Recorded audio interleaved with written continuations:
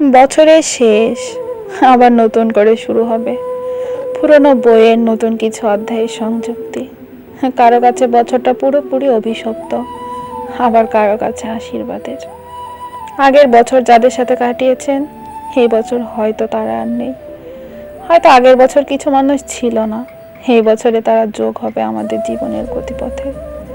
সময়টা একই, ঘন্টা, মিনিট, সেকেন্ডের কাঁটাও একই গতিতে ঘুরছে, অথচ মানুষ ভেদে অবস্থা ভিন্ন মাত্র।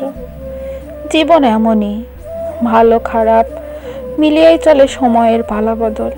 তাই পেছনে ফেলে আসা ব্যর্থতাগুলোকে ভুলে নতুনভাবে চলতে শুরু করুন। জীবনকে উপহার দিন একটা ভিন্ন রকম পথ চলার অভিজ্ঞতা। ভালো থাকুন, ভালো রাখুন, বাঁচার মতো বাঁচুন।